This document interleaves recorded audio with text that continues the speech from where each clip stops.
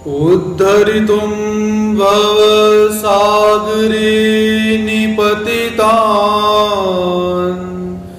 जीवासुरा दुःखितान् दद्रेयो प्रतिमां परवशश्चैतन्यमूर्ते परां कैवल्याध्वनिनागदेव प्रवर पान्थकृतो येन स देवश्चक्रधर शरण्ये शरणोणान्तं निशम्पातु मां श्री गोपाल कृष्ण महाराज की जय। सच्चिदानंद घन स्वरूप परमेश्वर अवतार पीतांबरधारी, जिनके दिव्यांग कांति को अनंत कोटि सूर्य भी प्रकाशित नहीं कर सकते, ऐसे भगवान श्री कृष्ण महाराज जी के चरणार बिंदों में प्रणिपात करते हैं। तत्पश्चात संपूर्ण गुरुजनों के प्रति भाव सुमन समर्पित करते हुए आज के विषय में प्रवेश प्राप्त करते हैं। संपूर्ण भूत प्राणी धर्म एवं धर्म ग्रंथों को अपने परम पवित्र ज्ञान से प्रकाशित करने वाले श्रीमद् भगवद गीता ग्रंथ का हम सब यहां पर अध्ययन कर रहे हैं। तो कल के सत्र के अंदर भगवान श्री कृष्ण महाराज जी अर्जुन को ज्ञाता कौन होता है, ज्ञेय कौन होता है और ज्ञान क्या होता है, इस विषय में निवेदन करते हैं। जानना किसको है, कौन जानता है, किसके माध्यम से जानता है, इस प्रकार के क्षेत्र और क्षेत्रज्ञ का परमात्मा निवेदन करते हैं। तो और जानने की वस्तु कौन सी होती है, उसे कैसा जानना चाहिए, अर्थात ज्ञेय तत्व अर्थात परमात्मा कैसे है, क्योंकि क्षेत्रज्ञ के अंदर जीवात्मा को भी ग्रहण किया गया हुआ है, क्षेत्रज्ञ के अंदर देवताओं को भी ग्रहण किया गया है और क्षेत्रज्ञ के अंदर परमात्मा को भी ग्रहण किया गया हुआ है। क्षेत्रज्ञ अर्थात क्षेत्र को जानने वाला। तो क्षेत्र जीवात्मा का देह भी हो सकता है, देवताओं का देह भी हो सकता है और परमात्मा की श्री मूर्ति भी हो सकती है। इसलिए सर्वोत्तम जानने के लिए जो वस्तु है वह परमात्मा ही है। तो इसीलिए यहाँ पर क्षेत्रज्ञ अर्थात परमात्मा कैसे होते हैं, इसके विषय में भगवान श्री कृष्ण महाराज जी अर्जुन को बतलाते हैं। बहिरंतश्च भूतानां अचरं चरमेव च सूक्ष्मत्वात् तद्विज्ञेयं दूरस्थं चान्तिके च तत्। बहिरंतश्च भूतानां अचरं चरमेव च सूक्ष्मत्वात् तद्विज्ञेयं दूरस्थं चान्तिके च तत्। हे अर्जुन, भगवान श्री कृष्ण महाराज जी अर्जुन से निवेदन करते हैं कि हे अर्जुन, वह परमात्मा कैसा है।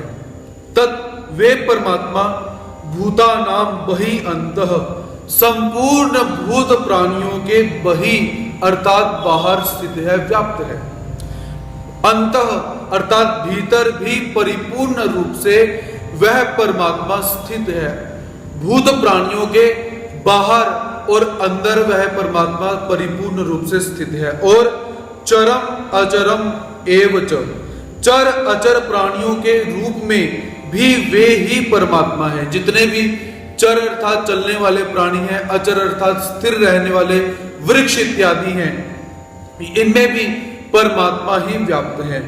दूरस्थम च अंतिके, जो वस्तु दूर से दूर है तथा अंतिके नजदीक से नजदीक, वे भी परमात्मा ही हैं, उसे भी परमात्मा ही जानो।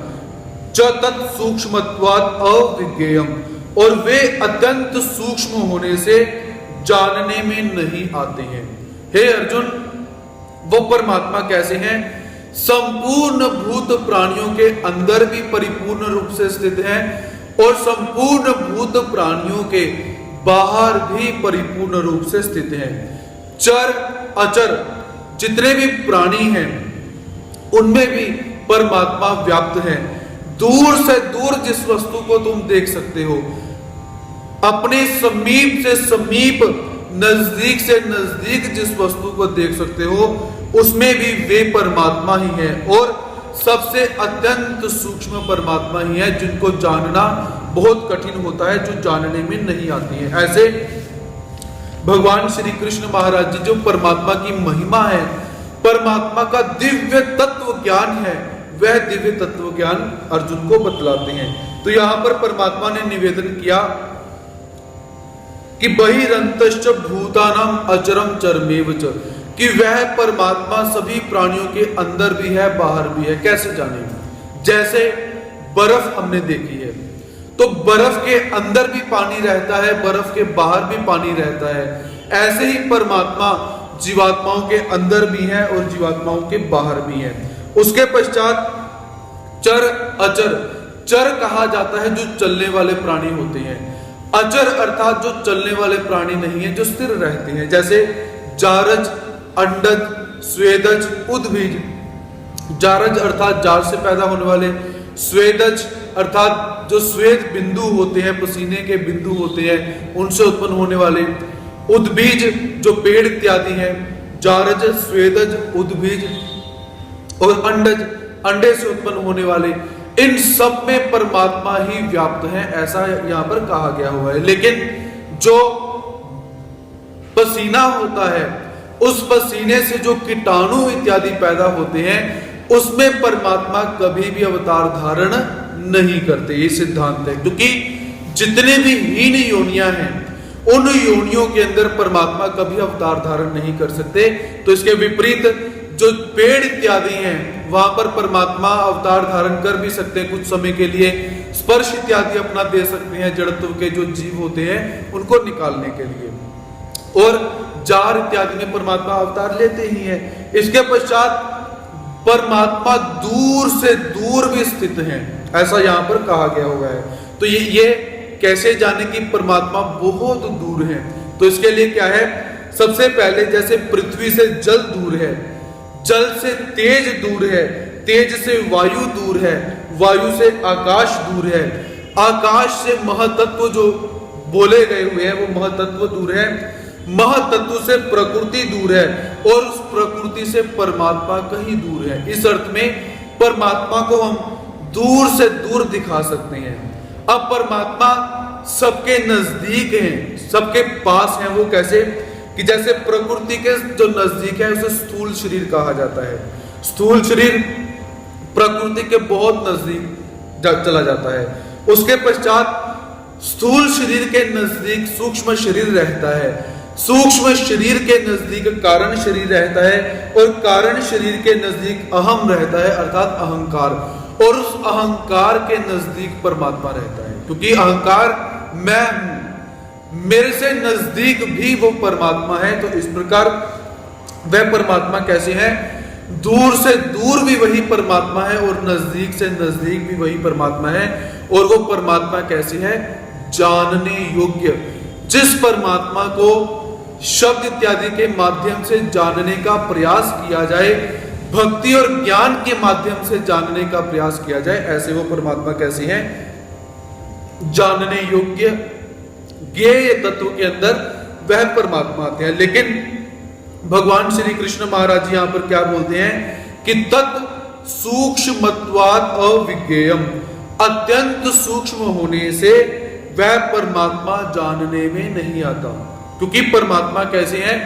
कितना भी शब्द के माध्यम से परमात्मा को जानने का प्रयास किया जाए, किंतु जब तक परमात्मा स्वयं हमें अर्जुन की न्यायी दिव्य दृष्टि ना प्रदान कर दे, या हमें अप्रोक्ष ज्ञान प्रदान ना हो जाए, तब तक परमात्मा के यथार्थ स्वरूप को नहीं जाना जा सकता। हम कितना भी विश्लेषण करें, कितना भी हम श्रवण करें, कितना भी हम सुने, परमात्मा को नहीं जाना जा सकता। परमात्मा को जानने के लिए क्या है? परमात्मा की कृपा हो जाए, चर्म चक्षुओं की जगह पर दिव्य चक्षु प्रदान हो जाए, या परमात्मा की कृपा हो जाए, शाब्द ज्ञान संपूर्ण हो जाए, अप्रोक्ष ज्ञान आ जाए, तब जाकर परमात्मा को अच्छी तरह से जाना जा सकता है। अविभक्तम च भूतेषु विभक्तमिव च स्थितं भूतभर्तृ च तद्ज्ञेयं ग्रसिष्णु प्रभविष्णु च अविभक्तं च भूतेषु विभक्तमिव च स्थितं भूतभर्तृ च तद्ज्ञेयं ग्रसिष्णु प्रभविष्णु च। परमात्मा निवेदन करते हैं, हे अर्जुन, तत् अविभक्तम, वे परमात्मा स्वयं कैसे हैं, विभाग रहित होते हुए भी, च भूतेषु, संपूर्ण भूत प्राणियों में, विभक्तम इव स्थित, विभक्त की तरह स्थित हैं। अर्थात परमात्मा का विभाग नहीं किया जा सकता, किंतु फिर भी परमात्मा विभक्त होकर, अलग अलग होकर संपूर्ण भूत प्राणियों में स्थित हैं। च ज्ञेयम, वे जानने योग्य परमात्मा ही, प्रभव विष्णु, संपूर्ण भूत प्राणियों को उत्पन्न करने वाले तथा भूत भर्तृ, उनका पालन पोषण करने वाले, च ग्रसिष्णु, संहार करने वाले हैं। हे अर्जुन, वह परमात्मा कैसे हैं, उस परम तत्व का कभी विभाग नहीं किया जा सकता। मान लीजिए कहीं पर मिट्टी पड़ी हुई है, तो उस मिट्टी को हमने कुरेद कर, उस मिट्टी को कुरेदा और किसी एक बर्तन में डालकर हम लेकर चले गए, तो जब वापस आकर हम देखते हैं तो क्या होता है कि वहां पर खड्डा बन चुका हुआ है। तो क्या ऐसे परमात्मा का विभाग किया जा सकता है? जल पड़ा हुआ है किसी एक मटके के अंदर, उसमें से एक गिलास भर जल हमने लिया, उसको हमने साइड पर रख दिया, ऐसे विभाग हो गया। तो क्या परमात्मा का ऐसा विभाग किया जा सकता है? नहीं किया जा सकता। यदि परमात्मा निराकार स्वरूप से साकार होकर अवतार भी धारण करते हैं, तब भी परमात्मा का जो विभाग है वह हम नहीं बोल सकते हैं। जो विभाग निराकार में है, जो सामर्थ्य निराकार में है, वही सामर्थ्य साकार में भी रहेगा, उसमें खड्डा नहीं पड़ता, उसका विभाग नहीं होता, ऐसा सिद्धांत है। लेकिन फिर भी परमात्मा सब भूत प्राणियों के अंदर विभक्त होकर स्थित है।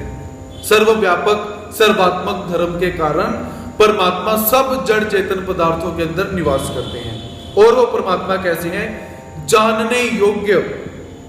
वो परमात्मा इतने सूक्ष्म होने के बाद भी, परमात्मा विपरीत धर्म होने के बाद भी कैसे हैं? जानने योग्य। जाना नहीं जा सकता, फिर भी परमात्मा बोलते हैं कि वह जानने योग्य हैं। और वो कैसे हैं? सब प्राणियों को उत्पन्न करने वाले वह परमात्मा ही हैं, सबका पालन पोषण करने वाले परमात्मा ही हैं, और सबका संहार करने वाले भी परमात्मा ही हैं। ऐसा यहाँ पर सुनिश्चित यहाँ पर परमात्मा बोलते हैं।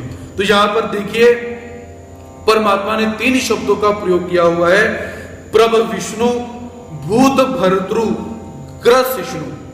प्रभ विष्णु अर्थात उत्पन्न करने वाला, भूत भर्तृ अर्थात पालन करने वाला, ग्रसिष्णु अर्थात संहार करने वाला।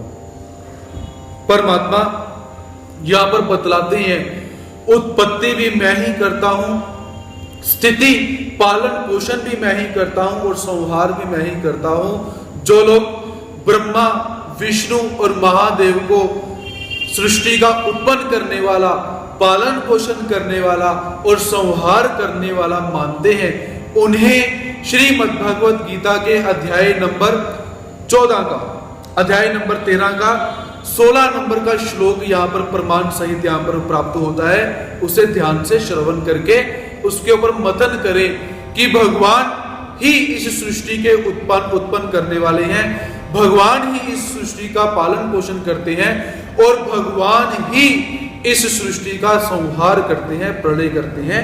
ऐसा हम यहां पर देख सकते हैं। ज्योतिषामपि तज्ज्योति स्तमसः परमुच्यते ज्ञानं ज्ञेयं ज्ञानगम्यं हृदि सर्वस्य विष्ठितम्। ज्योतिषामपि तज्ज्योति स्तमसः परमुच्यते ज्ञानं ज्ञेयं ज्ञानगम्यं हृदि सर्वस्य विष्ठितम्।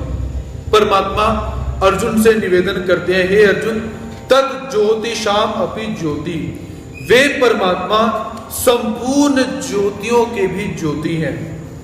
तमसः परम उच्यते, अज्ञान से अत्यंत परे कहे गए हैं। ज्ञानम ज्ञेयम, और वे परमात्मा कैसे हैं? ज्ञान स्वरूप। ज्ञेयम जानने योग्य, ज्ञान गम्यम ज्ञान से प्राप्त करने योग्य, और सर्वस्य हृदय विष्टितम सबके हृदय में विराजमान है। हे अर्जुन, वे परमात्मा कैसे हैं? संपूर्ण ज्योतियों के ज्योति हैं। ज्योति अर्थात प्रकाश। जितने भी सूर्य इत्यादि कहे जाते हैं, विद्युत इत्यादि कहे जाते हैं, चंद्रमा तारे इत्यादि कहे जाते हैं, जिनसे हमें प्रकाश प्राप्त होता है, अग्नि इत्यादि कही जाती है। तो इन सभी प्रकाशमान वस्तुओं की के ऊपर जिनकी सत्ता है, ऐसे परमात्मा है। यदि सूर्य में प्रकाश है तो वो परमात्मा से सूर्य को प्रकाश प्राप्त हो रहा है। चंद्रमा में प्रकाश है, तारों में प्रकाश है, अग्नि में प्रकाश है, विद्युत में प्रकाश है, तो वह सारा का सारा प्रकाश परमात्मा से ही प्राप्त होता है। इसके विपरीत और हम देखें कि कान को भी प्रकाश प्राप्त होता है। कान को सुनने का प्रकाश प्राप्त होता है, आंखों को देखने का प्रकाश प्राप्त होता है, मुख को बोलने का प्रकाश प्राप्त होता है, नासिका को सूंघने का प्रकाश प्राप्त होता है, जो स्पर्श इंद्रिय है, चमड़ी है, उसे स्पर्श करने का प्रकाश प्राप्त होता है, पैरों को चलने का प्रकाश प्राप्त होता है, हाथों को लेने और देने का प्रकाश प्राप्त होता है, मुख को बोलने का प्रकाश प्राप्त होता है, जो उपस्थ गुदस्थ इंद्रियां हैं उन्हें मल त्याग और आनंद ग्रहण करने का प्रकाश प्राप्त होता है। तो ये सारा का सारा प्रकाश परमात्मा से प्राप्त होता है, अर्थात संपूर्ण ज्योतियों का ज्योति मैं हूं। ऐसा परमात्मा यहां पर निवेदन करते हैं कि वो परमात्मा कैसे हैं? संपूर्ण ज्योतियों के ज्योति हैं। बुद्धि यदि विचार करती है तो निश्चय करती है, तो बुद्धि को निश्चय करने का जो प्रकाश प्राप्त हुआ वह परमात्मा से। मन यदि चंचल होता है तो मन को चंचल होने का प्रकाश परमात्मा से प्राप्त हुआ। चित्त यदि पूर्व स्मृतियों को याद करता है तो वह प्रकाश भी परमात्मा से प्राप्त होता है। अहंकार यदि कहता है कि अहम अस्मि, तो यह भी परमात्मा से ही प्राप्त होता है। इसलिए जिह्वा जिसे रस ग्रहण किया जाता है, उसे जो प्रकाश प्राप्त होता है वह भी परमात्मा से ही। तात्पर्य, जितना भी प्रकाश जिसको भी प्राप्त होता है वह परमात्मा से ही प्राप्त होता है, ऐसा भगवान जी यहां पर निवेदन करते हैं। और परमात्मा कैसे हैं? तमसः परम उच्यते, अज्ञान से, अंधकार से अत्यंत परे परमात्मा कहे जाते हैं। परमात्मा में लेश मात्र भी किसी वस्तु का अज्ञान नहीं है। आपसे पूर्व भी निवेदन किया गया था, यदि कोई कहता है कि परमात्मा के अंदर इतने इतने अज्ञान हैं, तो ऐसा सिद्धांत नहीं मानता है। यद्यपि हमारे पक्षकारों ने बोला हुआ है कि ईश्वरासी तीन अज्ञान, लेकिन वो घड़ते नहीं है। बोलने के लिए कुछ भी बोला जाए लेकिन वो सही होगा ऐसा नहीं। तो यहां पर स्पष्ट बोला हुआ है तमसः परम उच्यते, परमात्मा अज्ञान से और अंधकार से बहुत अत्यंत परे कहे गए हैं। ज्ञानम ज्ञेयम, और वो परमात्मा कैसे? ज्ञान स्वरूप और जानने योग्य हैं, और उस परमात्मा को ज्ञान के माध्यम से प्राप्त किया जा सकता है। और वो परमात्मा कैसे हैं? सबके हृदय में विराजमान रहते हैं। ऐसे वो परमात्मा सबसे उत्तम कहे गए हैं।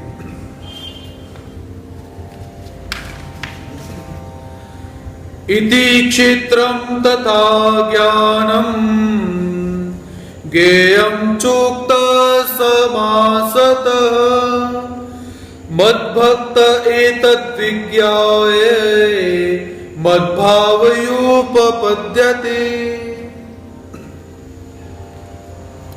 इति क्षेत्रम तथा ज्ञानम ज्ञेयं चोक्त समासतः मद्भक्त एतद् विज्ञाय मद्भावयोपपद्यते।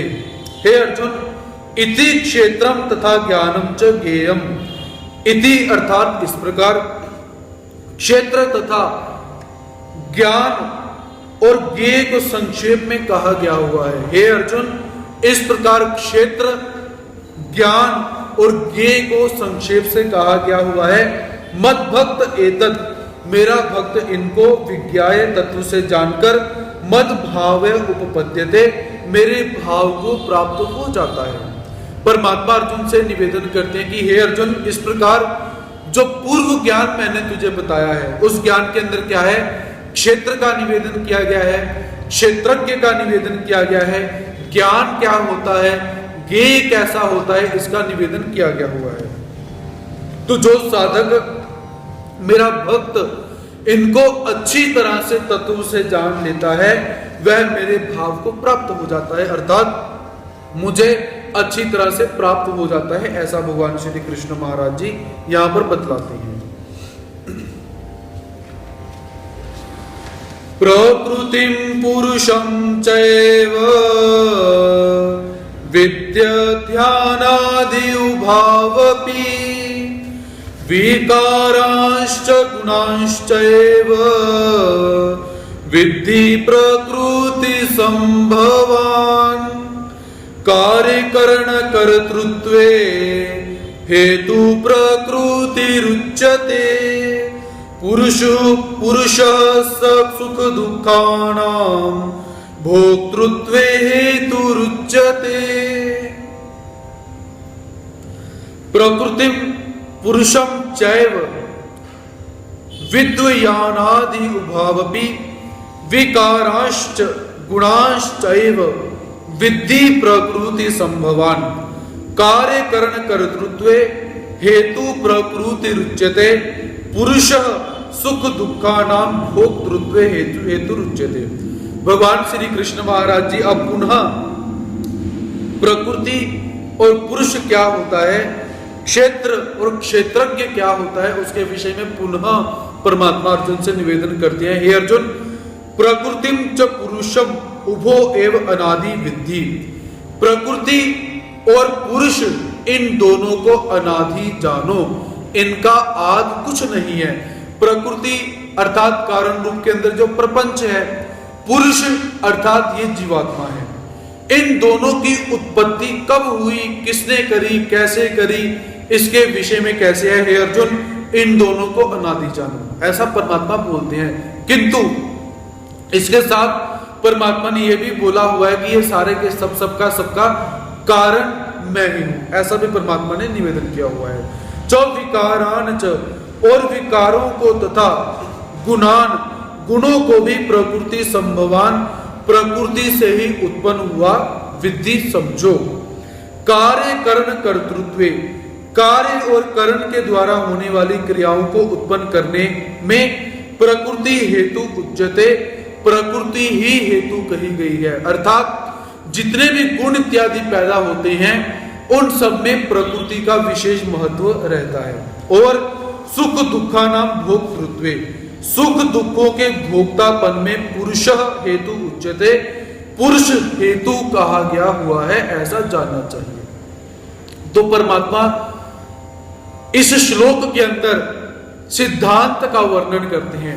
यही सिद्धांत हमें सांख्य योग के अंदर महर्षि कपिल देव समझाने का प्रयास करते हैं।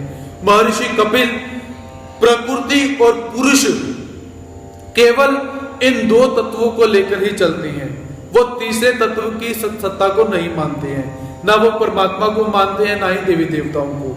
उनके मत के अनुसार क्या है, एक पुरुष और एक प्रकृति, तीसरा कोई तत्व नहीं। किंतु परमात्मा यहाँ पर चार तत्वों को मान्य करते हैं। तो यहाँ पर भगवान श्री कृष्ण महाराज जी निवेदन करते हैं कि हे अर्जुन, सबसे पहले प्रकृति और पुरुष को जानो। प्रकृति अर्थात जड़ प्रकृति हम ले सकते हैं, प्रपंच ले सकते हैं, और पुरुष के अंतर्गत जीवात्मा को लिया जा सकता है। ये प्रपंच और जीवात्मा कैसे हैं, अनादि सिद्ध, इनको अनादि जानो, जिसका कोई आदि नहीं है। कब शुरू हुए, कब पैदा हुए, किसने निर्माण किया, इसके विषय में पता नहीं है। इसलिए इन तत्वों को कैसे जानना है, अनादि। उसके पश्चात विकारों को तथा गुणों को भी प्रकृति से ही उत्पन्न हुआ समझो। विकार अर्थात कल के सत्र में हमने देखा था, इच्छा, द्वेष, सुख दुख, संघात, चेतना, धृति, ये जो 7 प्रकार के विकार हैं, ये भी विकार कैसे हैं? इस प्रकृति से ही उत्पन्न हुए ऐसा जानना चाहिए। इसके साथ रजोगुण, तमोगुण और सतोगुण ये भी इस प्रकृति के माध्यम से ही उत्पन्न होते हैं, ऐसा भगवान श्री कृष्ण महाराज जी निवेदन करते हैं, ऐसा जानना चाहिए। उसके पश्चात कार्य कर्ण कर्तृत्व, कार्य और कर्ण के द्वारा होने वाली क्रियाओं को उत्पन्न करने में प्रकृति ही कारण है। जीवात्मा जिस भी कार्य को करता है, उस कार्य को करने से पहले एक कारण निर्माण होता है। और वो कारण क्यों निर्माण होता है? क्योंकि उस कारण का संबंध जड़ चेतन प्रकृति के साथ रहता है। चेतन प्रकृति, जीवात्मा, मनुष्य, पुरुष, स्त्री इत्यादि, और जड़ प्रकृति, ये जो जितने भी प्रपंच हम देख सकते हैं उन सबको जड़ प्रकृति कहा गया हुआ है। जितनी जमीन है, जितने झरने हैं, जितने पहाड़ है, हमारा घर है, हमारी गाड़ी है, ये सारी जड़ प्रकृति के अंदर चली जाती है। तो जड़ चेतन प्रकृति जब जीवात्मा का के साथ उसका संयोग हो जाता है, तो संयोग होने के पश्चात एक कारण पैदा होता है। जब वो कारण पैदा होगा तो जीवात्मा उस कार्य को करता है। जब जीवात्मा उस कार्य को करेगा तो बंधनों में फंस जाएगा। ऐसा सिद्धांत तो परमात्मा यहाँ पर बतलाते हैं कि पुरुष के कार्य करने का जो हेतु है वह प्रकृति है। प्रकृति होगी तो ये जो पुरुष है, पुरुष अर्थात जीवात्मा, पुरुष के अंतर्गत स्त्री भी इसके अंदर ही ग्रहण की गई है, पुरुष अर्थात जीवात्मा। जब प्रकृति होगी तो प्रकृति के माध्यम से ही जीवात्मा कर्म करता है, कार्य करता है, ऐसा यहां पर बतलाया गया हुआ है। मान लीजिए यह सृष्टि ही ना हो, प्रपंच का निर्माण ही न किया जाए, तो जीवात्मा, ये शरीर भी प्रपंच ही है, तो इसका निर्माण ही ना किया जाए तो जीवात्मा रहेगा कहां पर? जब रहने का स्थान ही नहीं होगा तो क्रिया क्या करेगा? इसलिए परमात्मा यहां पर निवेदन करते हैं कि ये जो जीवात्मा जितने भी कर्म करता है ये प्रकृति के आधार पर ही कर्म करता है। इसीलिए कार्य करने का जो मुख्य हेतु है वो प्रकृति ही है, ऐसा जानना चाहिए। उसके पश्चात सुख और दुखों के भोक्तापन में जो पुरुष हेतु कहा जाता है, सुख और दुख ये जो भोगा जा रहा है, ये कौन भोगता है? जीवात्मा। तो ये जीवात्मा सुख दुख को भोगने का कारण है, ऐसा परमात्मा यहाँ पर निवेदन करते हैं कि हे अर्जुन, ये जो संपूर्ण सृष्टि है, इस संपूर्ण सृष्टि में प्रकृति और पुरुष अर्थात जीवात्मा के उद्धार के लिए प्रकृति का निर्माण किया गया हुआ है। जड़ प्रकृति के अंदर संपूर्ण जड़ वस्तुओं को ले लीजिए, चेतन प्रकृति के अंदर देवताओं को ले लीजिए, और चेतन प्रकृति के अंदर ही परमात्मा के अवतारों को भी ले सकते हो। परा प्रकृति, अपरा प्रकृति के अंदर ऐसा भी आप भेद कर सकते हैं। तो मनुष्य के शरीर के अंदर मन, बुद्धि, चित्त, अहंकार, ज्ञान इंद्रियां, कर्म इंद्रियां, पंचवायु, ये भी कैसे? ये भी प्रकृति के अंदर ही है। जब जीवात्मा के अंदर ये इन तत्वों का अभाव हो जाएगा तो जीवात्मा कर्म कर ही नहीं सकता। मान लीजिए किसी की मनस्थिति सही नहीं है और वो कर्म करने के लिए जाएगा तो गलत काम करके ही आएगा, क्योंकि मन उसके वश में नहीं है। वैसे ही बुद्धि जिसके वश में नहीं है वो भी गलत कार्य कर देगा, जिसकी आंखें नहीं है वो भी कार्य करने में अक्षम हो जाएगा। तो इसीलिए परमात्मा यहाँ पर निवेदन करते हैं कि हे अर्जुन, जीवात्मा जितने भी कर्म करता है, जितने भी सुख दुख ग्रहण करता है, उसमें प्रकृति का अहम रोल रहता है। प्रकृति अपनी भूमिका निभाती है।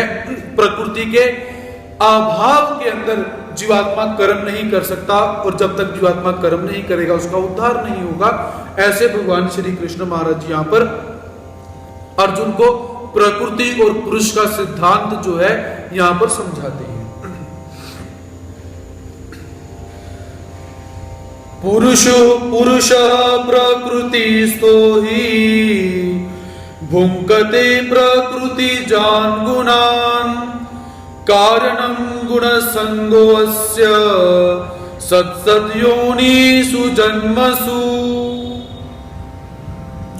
प्रकृतः पुरुषः प्रकृति स्थो ही भुंकते प्रकृति जान गुणान कारणम गुण संगोवस्य सत सद योनिसु जन्मसु।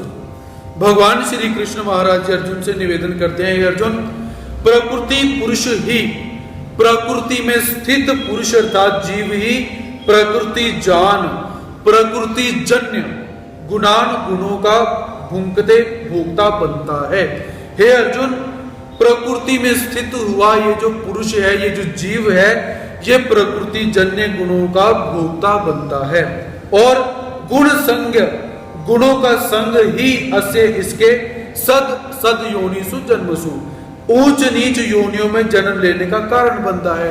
तो परमात्मा यहाँ पर निवेदन करते हैं, निरूपण करते हैं कि हे अर्जुन, कोई मनुष्य ऊंची योनि के अंदर जन्म लेता है और कोई मनुष्य नीच योनि के अंदर जन्म लेता है, कोई मनुष्य योनि के अंदर जन्म लेता है, कोई पशु पक्षी योनि के अंदर जन्म लेता है, कोई वृक्ष योनि में जन्म लेता है, कोई जड़त्वों के नरकों को भोगता है। उसका कारण क्या है? उसका कारण परमात्मा बतलाते हैं कि हे अर्जुन, ये जीवात्मा प्रकृति में स्थित हुआ, जड़ चेतन प्रकृति आप ले सकते हो, जड़ प्रकृति पुनः ये जितना प्रपंच हमें दिखाई देता है ये जड़ प्रकृति, शरीर के अंदर मन बुद्धि चित्त अहंकार पंच वायु इत्यादि, इसको आप चेतन प्रकृति बोल लीजिए क्योंकि कार्य कर रहे हैं तो इनको चेतन प्रकृति बोला जा सकता है, देवताओं को चेतन प्रकृति बोला जा सकता है। तो जीवात्मा प्रकृति में स्थित हुआ, प्रकृति से उत्पन्न होने वाले गुणों को भोगता है। अर्थात प्रकृति मान लीजिए जो प्रकृति है, इस प्रकृति के माध्यम से तामसी गुण पैदा होना शुरू हो गया।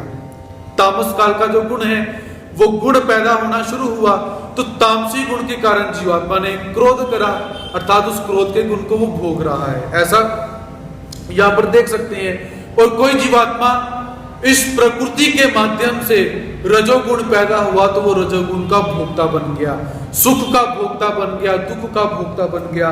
तो इसके अनुसार ही जीवात्मा को ऊंच और नीच योनियां प्राप्त होती है।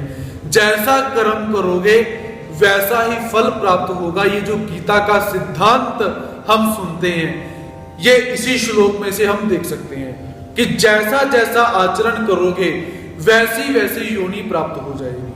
जितना अच्छा आचरण करोगे, सत्कर्म करोगे तो सत योनि प्राप्त होगी, बुरा काम करोगे तो बुरी योनि असत योनि प्राप्त होगी। ऐसा भगवान श्री कृष्ण महाराज जी यहां पर अर्जुन को निवेदन करते हैं कि हे अर्जुन, सद असद, यहां पर दो प्रकार की योनियों का परमात्मा निरूपण करते हैं। पहली सद योनि अर्थात मनुष्य योनि इत्यादि जो है इसे सद योनि कहा गया हुआ है। सद अर्थात अच्छी, असद अर्थात बुरी योनि, जो पशु पक्षी इत्यादि हैं तो उन्हें असद योनि कहा गया हुआ है। तो भगवान श्री कृष्ण महाराज जी यहां पर यही बतलाना चाहते हैं कि प्रकृति के साथ बंधे हुए जीवात्मा जैसा कर्म करेंगे वैसी वैसी योनियों को वो प्राप्त होते जाएंगे, ऐसा भगवान श्री कृष्ण महाराज जी यहां पर बतलाते हैं। उपद्रष्टानुमंता च भर्ता भोक्ता महेश्वर परमात्मेति चाप्युक्तो देहेस्मिन् पुरुषः परः। उपद्रष्टानुमंता च भर्ता भोक्ता महेश्वरः परमात्मेति चाप्युक्तो देहेस्मिन् पुरुषः परः। भगवान श्री कृष्ण महाराज जी निवेदन करते हैं, हे अर्जुन, उपद्रष्टा शरीर के साथ संबंध रखने से ये जीवात्मा कैसा है? उपद्रष्टा हो जाता है। अनुमंता उसके साथ मिलकर सम्मति अनुमति देने वाला अनुमंत। भर्ता अपने आप का भरण पोषण करने वाला मानने से भर्ता।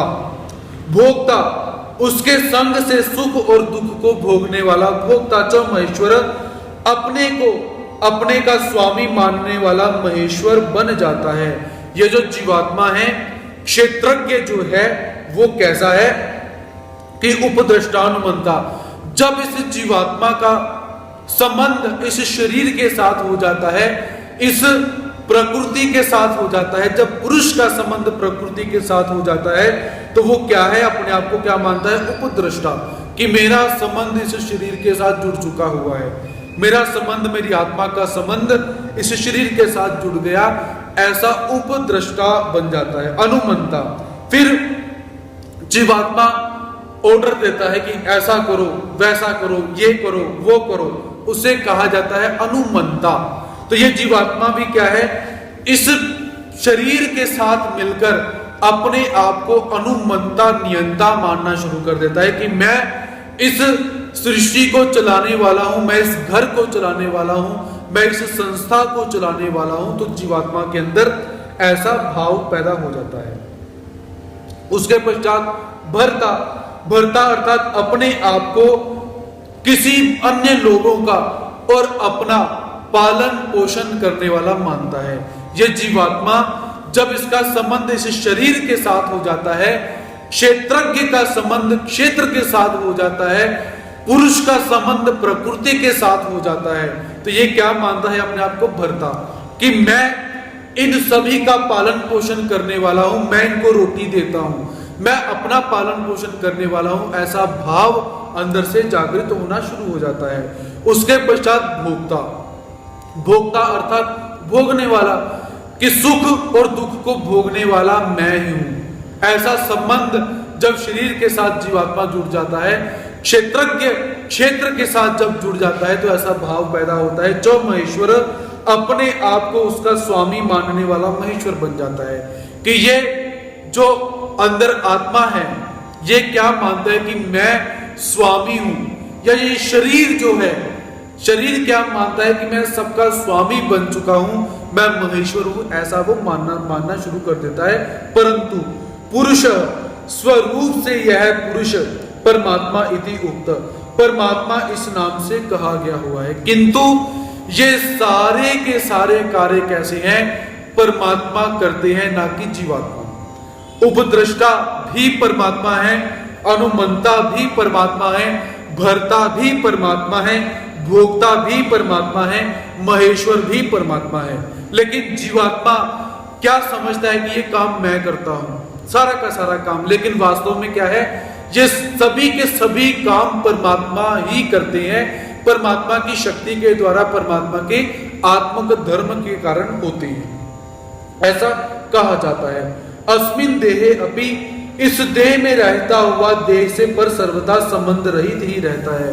जो क्षेत्रज्ञ होता है, जो परमात्मा के ज्ञान को अच्छी तरह जान चुका हुआ है, वो क्या है, अस्मिन देहे अपि पर, वह जीवात्मा इस देह में रहता हुआ भी संपूर्ण कार्य परमात्मा ही करवा रहे हैं, ऐसा मानता है। तात्पर्य परमात्मा ही करवा रहे हैं, मतलब ये नहीं कि कर्म उसने खुद करे, अच्छे बुरे कर्म खुद करे और बोलेगा परमात्मा ने करवाए, ऐसे नहीं। उसका मानना ये है कि परमात्मा की शक्तियां इस शरीर में है, जिन शक्तियों के माध्यम से ये गाड़ी चल रही है, ऐसा वो मानता है।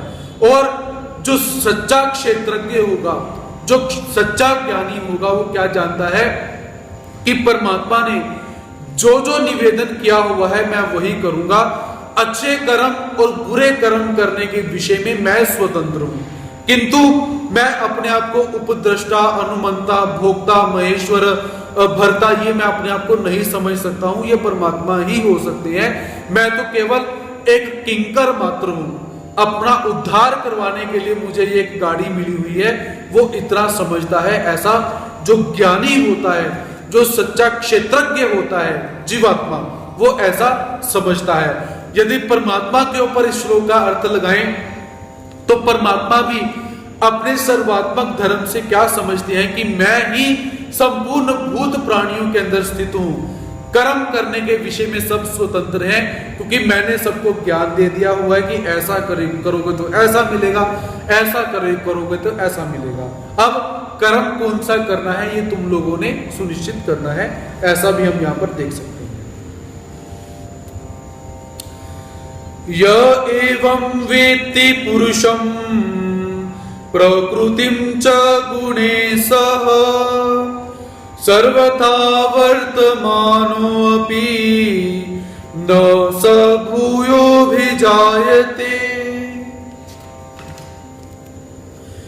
य एवं वेत्ति पुरुषं प्रकृतिं च गुणैः सह सर्वथा वर्तमानोऽपि न स भूयोऽभिजायते। भगवान श्री कृष्ण महाराज जी अर्जुन से निवेदन करते हैं, हे अर्जुन, एवं पुरुषम च गुणे सह प्रकृतिम य वेत्ति। इस प्रकार पुरुष को और गुणों के सहित प्रकृति को जो मनुष्य अलग अलग जानता है, स सर्वथा वर्तमान अभी भूय न अभिजायते, वह सर्वथा सब तरह का वर्तमान बर्ताव करता हुआ भी भूय पुनः न अभिजायते, जन्म नहीं लेता। भगवान जी कहते हैं कि हे अर्जुन, जो जीवात्मा, जो पुरुष को, जो जीवात्मा इस पुरुष को और गुणों के सहित इस प्रकृति को अलग अलग अच्छी तरह से जानता है। पुरुष अर्थात जीव कैसा है, जीव का कार्य कारण स्वरूप लक्षण क्या है, प्रकृति क्या है, प्रकृति का कार्य कारण स्वरूप लक्षण क्या है, जीव की उत्पत्ति कैसे हुई, प्रकृति की उत्पत्ति कैसे हुई, जीव का कारण क्या है, कार्य क्या है, प्रकृति का कारण क्या है, कार्य क्या है, प्रकृति क्या होती है, कैसी होती है, कारण रूप में कैसी होती है, कार्य रूप में कैसी होती है, जीवात्मा अव्यक्त में कैसा होता है, व्यक्त में कैसा हो जाता है। जब जीवात्मा इन सभी तत्वों को अलग अलग से जान जाता है तो उसे पुनः जन्म नहीं लेना पड़ता, उसका उद्धार हो जाता है। ऐसा भगवान श्री कृष्ण महाराज जी इस श्लोक के अंदर बतलाते हैं। ध्यानेनात्मनि पश्यन्ति केचिदात्मना अन्ये सांख्येन योगेन कर्मयोगेन चापरे। ध्यानेनात्मनि पश्यन्ति केचिदात्मना अन्ये सांख्येन योगेन कर्मयोगेन चापरे। भगवान श्री कृष्ण महाराज जी अर्जुन को कहते हैं कि हे अर्जुन, केचित ध्यानेन, कई मनुष्य, ध्यानेन अर्थात ध्यान योग के माध्यम से द्वारा, अन्य सांख्येन, सांख्य योगेन, अन्य साधक सांख्य योग के द्वारा, और अपरे कुछ अपर अर्थात दूसरे साधक कर्म योगेन, कर्मयोग के द्वारा, आत्मना आत्मनि आत्मनम पश्यति, अपने आप से अपने आप में परमात्मा तत्व का अनुभव करते हैं। हे अर्जुन, परमात्मा को प्राप्त करने के लिए जो साधक होते हैं, जो योगारूढ़ हो चुके हैं, वो परमात्मा को भिन्न भिन्न रास्तों से जानने का प्रयास करते हैं। वो रास्ते कौन से हैं? सबसे पहला रास्ता है ध्यान योग का, फिर सांख्य योग का, फिर कर्म योग का। ऐसा परमात्मा यहाँ पर बतलाते हैं कि हे अर्जुन, कई मनुष्य ध्यान योग के माध्यम से, कई मनुष्य सांख्य योग के माध्यम से, कई मनुष्य कर्म योग के माध्यम से अपने आप से, अपने आप में परम तत्व परमात्मा को जानने का प्रयास करते हैं, परमात्मा का अनुभव करते हैं और परमात्मा को प्राप्त कर लेते हैं। परमात्मा को प्राप्त करना इतना दुर्लभ नहीं है जितना हम समझते हैं। केवल उस कक्षा के अंदर हमें प्रवेश करना पड़ेगा। मान लीजिए जैसे कोई एक विद्यार्थी है, वह विद्यार्थी बीएड की स्टडी करना चाहता है, लेकिन वो मन में विचार करता है कि मैं कैसे करूंगा, इतनी लंबी 2, 2.5, 3 साल की स्टडी है, इतना खर्चा भी है, इतनी स्टडी भी करनी पड़ेगी। ऐसा वो जब विचार करता रहता है तो वो कुछ नहीं कर सकता। किंतु यदि उस साधक ने, उस विद्यार्थी ने थोड़ा सा उद्यम करा, पैसे जुटाए, एडमिशन ली और थोड़ा थोड़ा अध्ययन करना शुरू कर दिया, तो एक दिन क्या हो जाता है कि 2.5, 3 साल व्यतीत हुए, परीक्षाएं दी, परीक्षा में उत्तीर्ण हुए और उपाधि से युक्त हो जाता है। यही सिद्धांत हम यहाँ पर अप्लाई करेंगे कि परमात्मा तब तक हमसे दूर है जब तक हम सोच रहे हैं। हम सोच ही जा रहे हैं कि परमात्मा कैसे मिलेंगे, कैसे होगा, ध्यान योग कैसे होगा, कर्म योग कैसे होगा, सांख्य योग कैसे होगा। जब तक सोचोगे तब तक कुछ नहीं होगा। एडमिशन लेकर उस कक्षा में प्रवेश करना पड़ेगा, फिर धीरे धीरे क्या है हम उस कक्षा को धीरे धीरे उत्तीर्ण कर सकते हैं, ऐसा हम देख सकते हैं। तो परमात्मा यहाँ पर यही निवेदन करते हैं कि ध्यान योग के माध्यम से, सांख्य योग अर्थात कर्मों का त्याग करके, त्याग योग के माध्यम से, कर्म योग अर्थात निष्काम कर्म योग करके जीवात्मा क्या करते हैं, अपने आप में स्थित होकर परमात्मा का अपने आप में ही अनुभव कर लेते हैं और परमात्मा को धीरे धीरे प्राप्त कर लेते हैं। ऐसा भगवान श्री कृष्ण महाराज जी यहाँ पर बतलाते हैं। अन्ये त्वेवमजानन्त श्रुत्वान्येभ्य उपासते तेऽपि चातितरन्त्येव मृत्युं श्रुतिपरायणाः।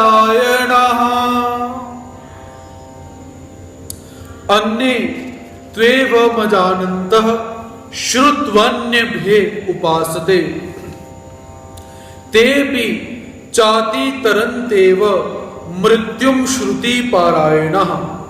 भगवान श्री कृष्ण महाराज जी अर्जुन से निवेदन करते हैं, हे अर्जुन, अन्य एव दूसरे मनुष्य एव इस प्रकार अर्थात ध्यान योग, सांख्य योग, कर्म योग आदि साधनों को अजानत नहीं जानते। कुछ साधक ऐसे भी हैं जो ध्यान योग, कर्म योग, सांख्य योग को नहीं जानते हैं। तू पर अन्य भे दूसरे जीवन मुक्त महापुरुषों से श्रुत्वा सुनकर एव उपासते ही उपासना करते हैं। चौथे श्रुति पारायणा, ऐसे वे सुनने के अनुसार आचरण करने वाले मनुष्य अपनी मृत्यु अतितरंती, वे मनुष्य भी मृत्यु को पार कर जाते हैं। तात्पर्यार्थ भगवान श्री कृष्ण महाराज जी यहाँ पर कहते हैं कि कुछ साधक ऐसे होते हैं कि जो ना तो ध्यान योग करते हैं, ना कर्म योग करते हैं, ना ही सांख्य योग करते हैं, फिर भी वो इस मृत्यु रूपी संसार को पार कर जाते हैं। कैसे कि उन्होंने किसी संत के पास जाकर, जीवन मुक्त गुरु के पास जाकर अध्यात्म रूपी ज्ञान का श्रवण किया, ज्ञान को सुना थोड़ा सा और अपने गुरु को देख करके वैसे ही आचरण करना शुरू कर दिया। जैसे कोई ध्यान योगी आचरण करता है, इसने भी वैसा करना शुरू कर दिया। कोई कर्म योगी जैसा चलता है, इसने वैसे ही चलना शुरू कर दिया। कोई सांख्य योगी जैसे चलता है, इसने भी वैसा ही चलना शुरू कर दिया, सुनकर देखकर। तो ऐसे क्या है, ये मनुष्य भी परमात्मा को प्राप्त कर जाते हैं, मृत्यु रूपी संसार को पार कर जाते हैं। तो परमात्मा यहाँ पर क्या बतलाना चाहते हैं कि यदि इतना सारा अथांग शास्त्र सुन नहीं सकते, पढ़ नहीं सकते, समझ नहीं आता, तो किसी एक जीवन मुक्त जो गुरु हैं उनकी शरण में चले जाओ। जो गुरु ध्यान योगी होंगे, कर्म योगी होंगे, सांख्य योगी होंगे, निष्काम कर्म योगी होंगे, लय योगी होंगे, ऐसे किसी गुरु के सन्निधान में चले जाओ। जैसा जैसा वो आचरण करते हैं वैसा वैसा आचरण करते रहो, उनका भी उद्धार हो जाएगा, तुम्हारा भी उद्धार हो जाएगा। सरल और सुबोध उपाय परमात्मा यहाँ पर बतलाते हैं। इतना अगर नहीं होता तो सिर्फ इतना ही करो, जैसा वो करते हैं वैसा तुम करो। वो सुबह उठते हैं, तुम सुबह उठो। वो थोड़ा खाना खाते, तुम थोड़ा खाना खाओ। वो कम बोलते हैं, तुम भी कम बोलो। वो किसी परमात्मा की सेवा करते हैं, तुम उनकी सेवा करो। ऐसा आचरण शुरू कर दो। ऐसा परमात्मा भगवान श्री कृष्ण महाराज जी यहाँ पर अर्जुन को बतलाते हैं।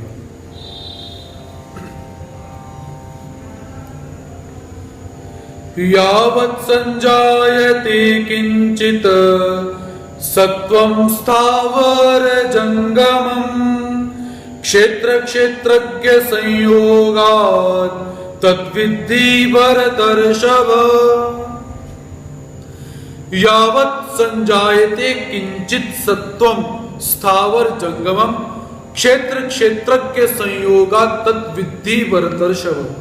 भगवान श्री कृष्ण महाराज जी कहते हैं कि हे अर्जुन, हे भरतर्षभ, भरतवंशियों में श्रेष्ठ अर्जुन, स्थावर जंगमम, स्थावर और जंगम, यावत किंचित सत्वम संजायते, जितने भी प्राणी पैदा होते हैं, संजायते पैदा होते हैं, तत् उनको तुम क्षेत्र क्षेत्रज्ञ संयोगात विद्धि, क्षेत्र और क्षेत्रज्ञ के संयोग से उत्पन्न हुआ समझो। हे अर्जुन, जितने भी प्राणी पैदा हो रहे हैं, ये सारे के सारे प्राणी कैसे हैं? स्थावर हो जंगम हो। तो ये सारे के सारे स्थावर जंगम जितने भी जड़ चेतन प्राणी हैं, जितने भी प्राणी पैदा हो रहे हैं, जिनकी उत्पत्ति हो रही है, ये सारे के सारे कैसे हैं? क्षेत्र और क्षेत्रज्ञ के संयोग से उत्पन्न होते हैं, ऐसा जानो। तो यहां पर जैसे हम जड़ पदार्थों को ले, स्थावर हम बोल सकते हैं इन्हें, जो स्थिर रहते हैं, जैसे वृक्ष हो गए, लता, गुल्म इत्यादि, जो बांस इत्यादि हैं, जो स्थिर रहते हैं, इन्हें स्थावर कहा जाता है। तो इनका संबंध, इनकी उत्पत्ति भी कैसे होती है कि देखिए, कोई बेल इत्यादि है, कोई पेड़ इत्यादि है, कोई लता इत्यादि है, जब इनको भूमि का संयोग होगा, भूमि अर्थात क्षेत्र, भूमि का संयोग हुआ, फिर क्षेत्रज्ञ का संयोग हुआ, क्षेत्रज्ञ अर्थात किसान। उदाहरण स्वरूप में क्षेत्र भूमि, क्षेत्रज्ञ किसान। तो किसान ने क्या किया? किसान को जानकारी है क्षेत्र की, भूमि की, तो किसान ने उसके अंदर बीज को डाला, यथा समय उसको पानी दिया, यथा समय उसको खाद दी, यथा समय उसके ऊपर कीटनाशक डाले, तो वो जो पेड़ इत्यादि है वो धीरे धीरे पौधा बढ़ना शुरू हो जाता है। अर्थात ये भी कैसे है? स्थावर। तो यदि स्थावर के अंदर हमने जड़ चीज ही लेनी है, तो क्षेत्र क्या हुआ? जड़। उसके अंदर बीज अपने आप गिर गया, तो बीज भी क्या हो गया? जड़। तो ये अपने आप उत्पन्न हो गई। उसके पश्चात जो जंगम है, जंगम अर्थात चेतन प्राणी इत्यादि, तो चेतन क्या करते हैं? जब स्त्री पुरुष का संयोग होता है तो उसमें भी जीव की उत्पत्ति हो जाती है। तो परमात्मा निवेदन करते हैं कि ये अर्जुन, स्थावर और जंगम अर्थात जड़ चेतन जितने भी प्राणियों की उत्पत्ति होती है, इन सब में तुम क्षेत्र और क्षेत्रज्ञ के संयोग से ये उत्पन्न होते हैं, ऐसा तुम जानो। जड़ हो या चेतन हो, इन दोनों में क्षेत्र और क्षेत्रज्ञ का जब संयोग होगा तभी उत्पत्ति होगी, नहीं तो इनकी उत्पत्ति नहीं हो सकती, ऐसा तुम जानो। समम सर्वेषु भूतेषु तिष्ठन्तं परमेश्वरं विनश्यन्त स्वविनश्यन्तं यः पश्यति स पश्यति। समम सर्वेषु भूतेषु तिष्ठन्तं परमेश्वरं विनश्यत स्वविनश्यन्तं यः पश्यति स पश्यति। भगवान श्री कृष्ण महाराज जी कहते हैं, हे अर्जुन, यह जो विनश्यत्सु नष्ट होते हुए, सर्वेषु भूतेषु संपूर्ण प्राणियों में, परमेश्वरम अविनश्यन्तः समम तिष्ठन्तम, परमेश्वर को नाश रहित और सम रूप में स्थित देखता है, वही वास्तव में देखता है। कि हे अर्जुन, जो नष्ट होते हुए संपूर्ण भूत प्राणियों के अंदर परमेश्वर को देखता है, और कैसा देखता है कि परमेश्वर नाश रहित है, परमेश्वर का कभी नाश नहीं होता है। जो ऐसा देखता है वही सच्चे अर्थ में देखता है।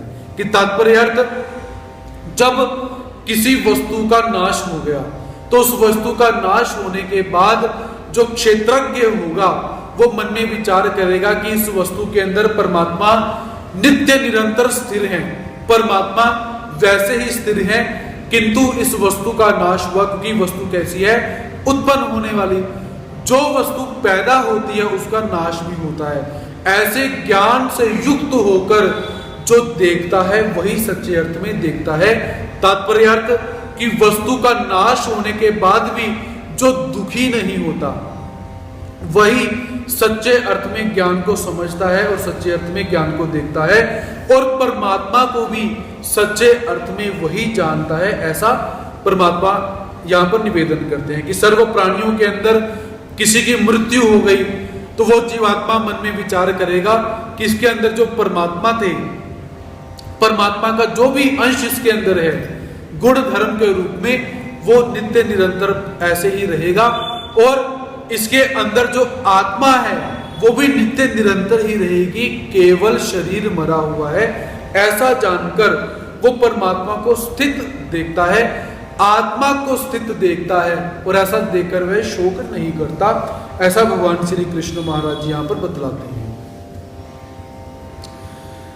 समं पश्यन् हि सर्वत्र समवस्थितमीश्वरं न हिनस्त्यात्मनात्मानं ततो याति परां गतिम्।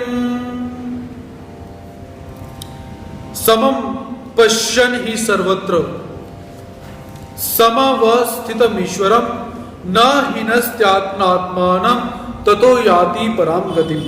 भगवान श्री कृष्ण महाराज जी अर्जुन से निवेदन करते हैं, हे अर्जुन, ही अर्थात क्योंकि, सर्वत्र सब जगह, समवस्थितम सम रूप में स्थित, ईश्वरम ईश्वर को समम सम रूप से पश्यन देखने वाला मनुष्य, आत्मना आत्मानम अपने आप से अपनी न हिनस्ति हिंसा नहीं करता, तथा परम गतिम याति इसलिए वह परम गति को प्राप्त हो जाता है। परमात्मा निवेदन करते हैं कि हे अर्जुन, सब जगह पर सम रूप में स्थित ईश्वर को सम रूप में देखने वाला जो मनुष्य है, अपने आप से अपनी हिंसा कभी नहीं करता। तो मुझे ऐसा प्रतीत हो रहा है कि परमात्मा यहां पर मुख्य रूप में आत्मघात को, सुसाइड को ले रही है।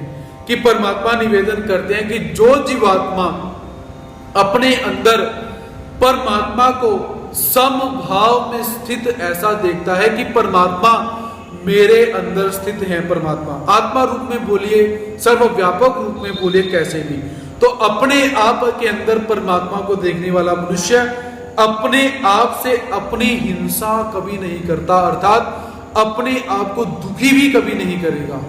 सुसाइड तो करेगा नहीं, अपने आप को दुखी भी नहीं करेगा, क्योंकि उसे लगेगा कि यदि मैं अपने आप को दुखी करूंगा तो परमात्मा भी दुखी हो जाएंगे, परमात्मा भी दुखेंगे, इसीलिए मैं अपने आप को दुख कभी नहीं दूंगा।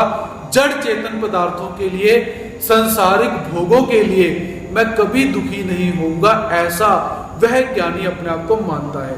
और जिसका भाव इतना उच्च कोटि का हो जाता है, ततः पराम गतिम याति, वह परम गति को प्राप्त हो जाता है, परमात्मा को प्राप्त हो जाता है। ऐसा भगवान श्री कृष्ण महाराज जी यहां पर बतलाते हैं।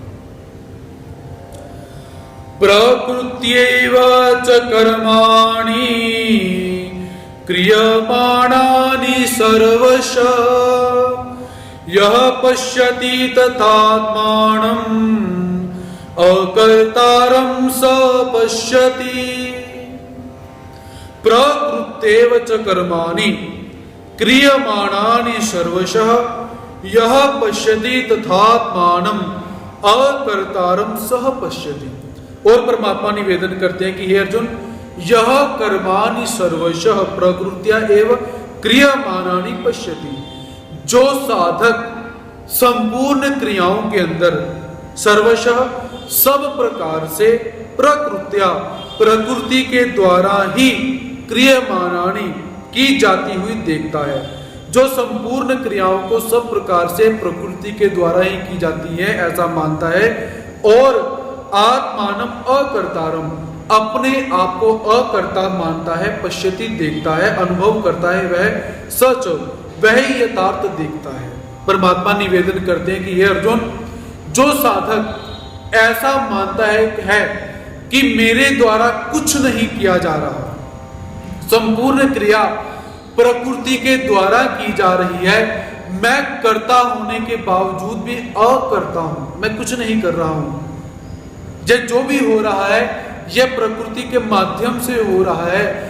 जो साधक ऐसा देखता है वही सच्चे अर्थ में देखता है। तात्पर्य अर्थ, वो साधक अलिप्त होकर कर्म करता है, किसी भी जड़ चेतन पदार्थ के अंदर मोह ममता न रखते हुए कर्म करेगा, ऐसा जो साधक यहाँ पर है। क्योंकि यदि इस श्लोक का अर्थ ऐसा किया जाए कि वह साधक मन में विचार करेगा कि जितने भी अच्छे बुरे काम हो रहे हैं ये तो प्रकृति करवा रही है, यदि ऐसा माने सिद्धांत, तो जीवात्मा को कर्म अकर्म के बंधन नहीं लगने चाहिए, क्योंकि जीवात्मा ने अपनी मर्जी से तो कुछ किया ही नहीं। जैसे आप लोगों ने देखा होगा कि जो कठपुतलियों का खेल कभी आपने देखा होगा, तो उस कठपुतलियों के खेल के अंदर एक कठपुतली ने दूसरी को मार दिया, तो उन्हें वहां पर फांसी नहीं होती, कोई पाप नहीं लगता, कोई कुछ नहीं होता, क्योंकि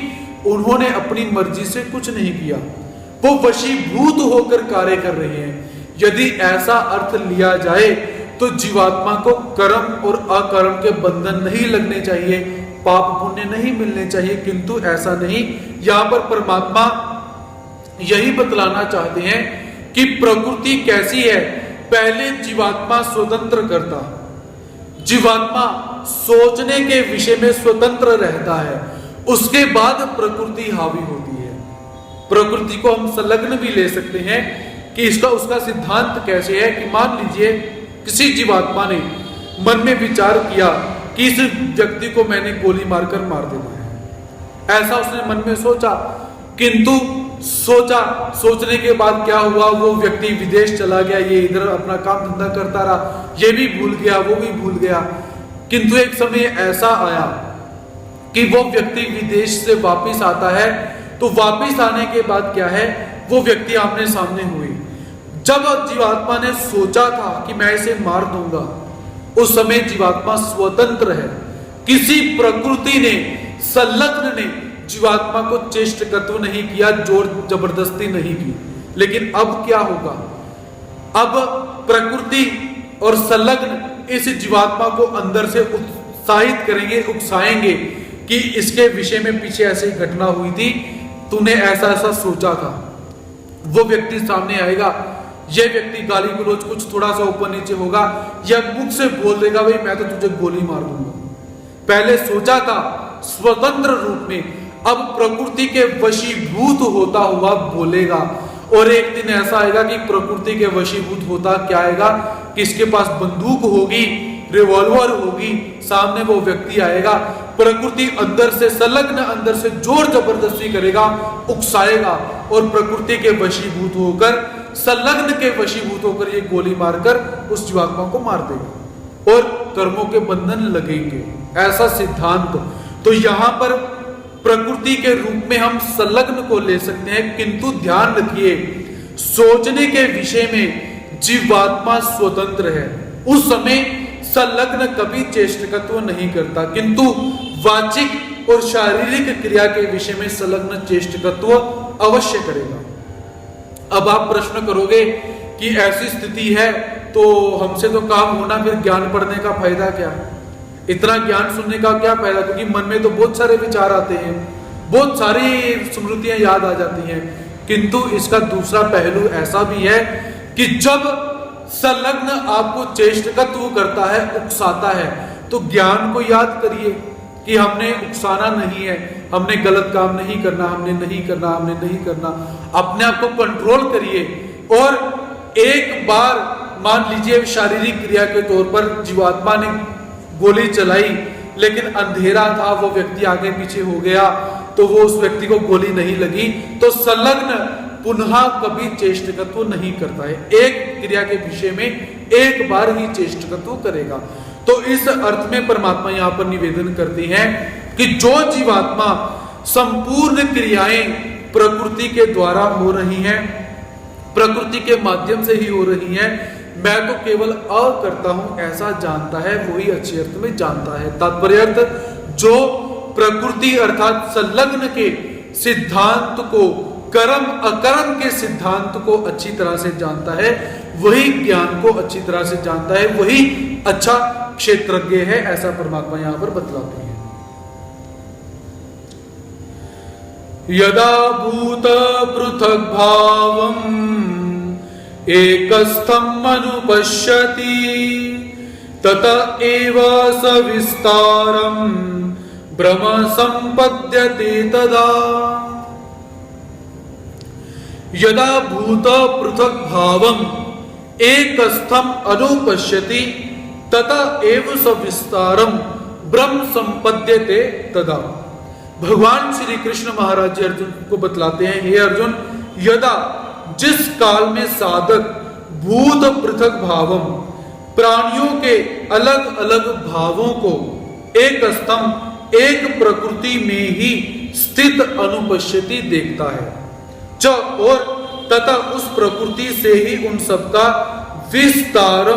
विस्तार देखता है, तथा ब्रह्म संबद्ध, उस काल में वह ब्रह्म को प्राप्त हो जाता है। हे अर्जुन, जो साधक प्राणियों को अलग अलग, संपूर्ण प्राणियों को क्या देखता है कि ये सारे के सारे प्राणी प्रकृति में स्थित हैं, रजोगुण तमोगुण सतोगुण रूपी प्रकृति जो है उस प्रकृति में स्थित हैं, और इस प्रकृति के वशीभूत हुए ये संपूर्ण जीवात्मा कर्म करते हैं, और प्रकृति के कारण ही इनका विस्तार हो रहा है।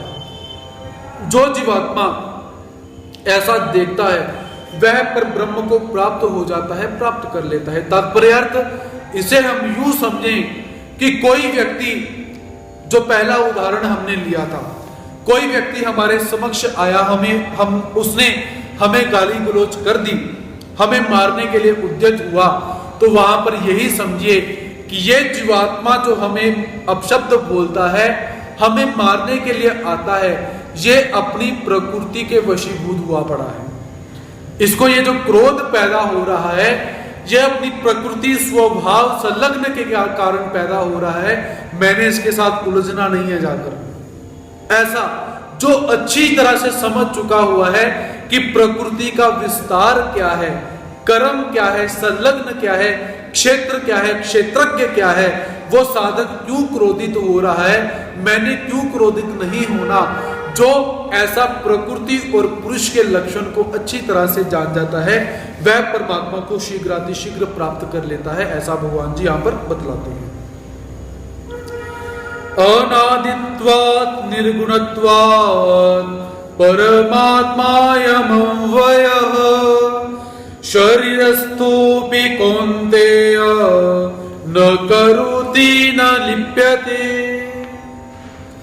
अनादित्वात् निर्गुणत्वात् परमात्मायमव्ययः शरीरस्थोऽपि कौन्तेय न करोति न लिप्यते।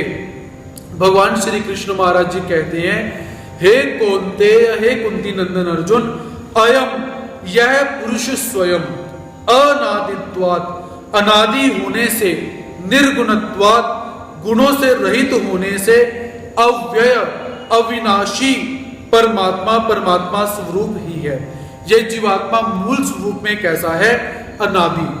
इसका आदि क्या है, इसकी उत्पत्ति कैसे हुई, कोई नहीं जानता। निर्गुणत्वात्, यदि इस जीवात्मा को अविद्या से अलग कर दिया जाए, मति त्रय से अलग कर दिया जाए, मलों से रहित कर दिया जाए, तो ये कैसा है? निर्गुण। जैसे परमात्मा निर्गुण है, वैसे ही जीवात्मा भी निर्गुण है। तो ऐसा ये जीवात्मा कैसा है? अविनाशी। इसका कभी नाश नहीं किया जा सकता। तो ये परमात्मा स्वरूप है। जैसा परमात्मा का स्वरूप है, वैसा ही इस जीवात्मा का स्वरूप है। शरीरस्थ, यह शरीर में रहता हुआ भी न करोति न लिप्यते, न करता है और न ही लिंपित होता है।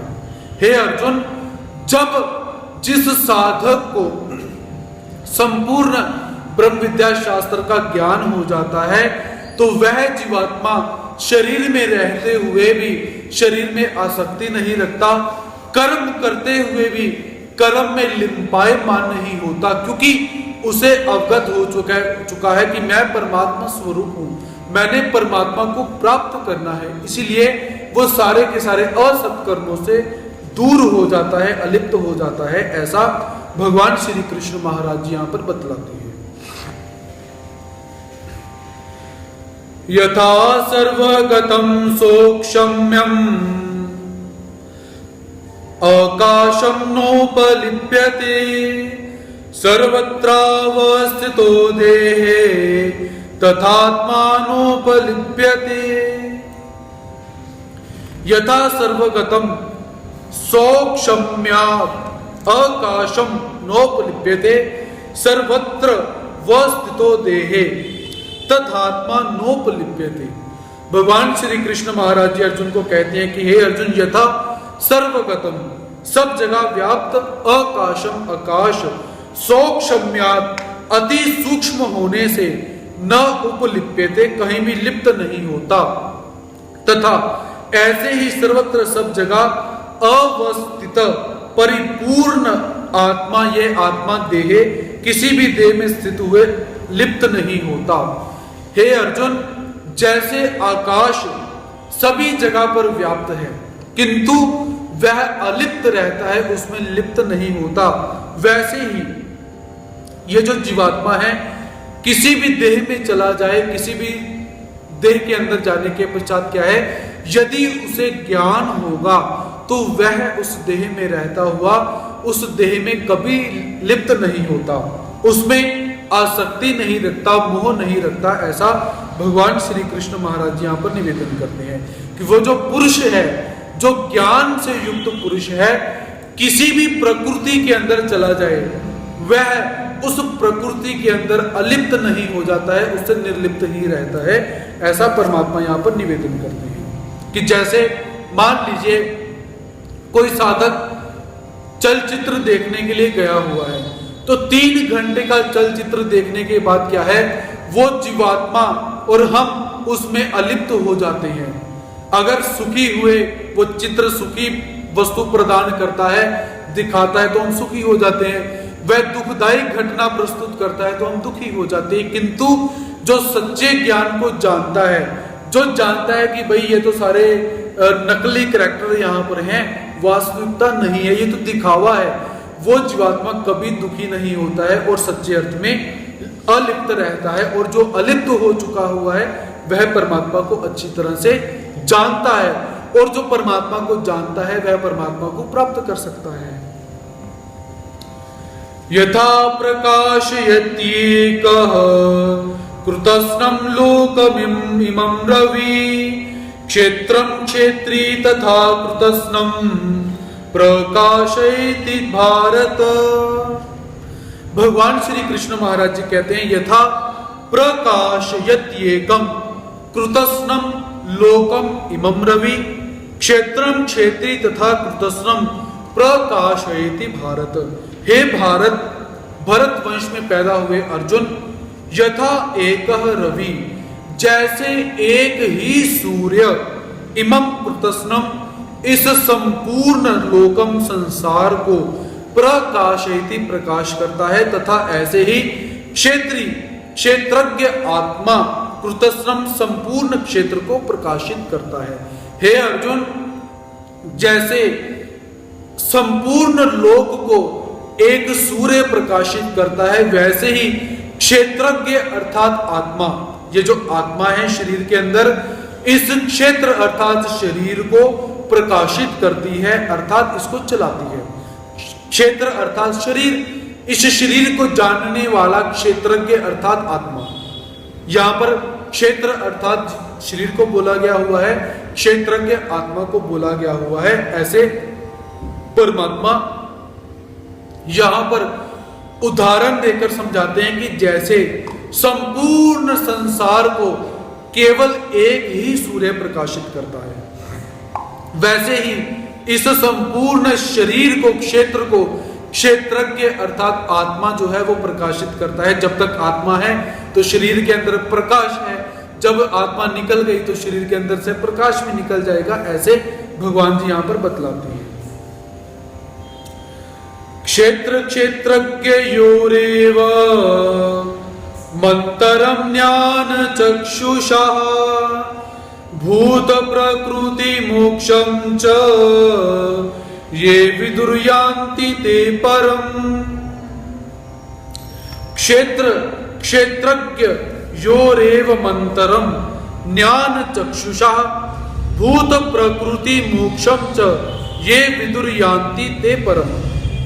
भगवान श्री कृष्ण महाराज जी कहते हैं कि हे अर्जुन, एवं ये इस प्रकार जो ज्ञान चक्षुषा, ज्ञान रूपी नेत्रों से क्षेत्र क्षेत्रज्ञों, क्षेत्र और क्षेत्रज्ञ के अंतरम विभाग को च भूत प्रकृति मोक्षम, कार्य कारण सहित प्रकृति से स्वयं अलग को जानता है। प्रकृति अर्थात स्वयं को अलग जानता है। ते पराम यान्तिम, वे परमात्मा को प्राप्त हो जाते हैं। उपसंहार रूप में परमात्मा यहाँ पर निवेदन करते हैं कि हे अर्जुन, जो जीवात्मा ज्ञान रूपी नेत्रों से क्षेत्र और क्षेत्रज्ञ के विभाग को अच्छी तरह से जान जाता है, शरीर और आत्मा के विभाग को अच्छी तरह से जान जाता है, शरीर और परमात्मा के विभाग को अच्छी तरह से जान जाता है, देवता और परमात्मा के विभाग को अच्छी तरह से जान जाता है, वो कैसा है?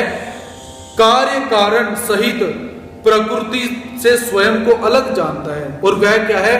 अपने को अलग मानता है, जड़ चेतन प्रकृति को अलग मानता है।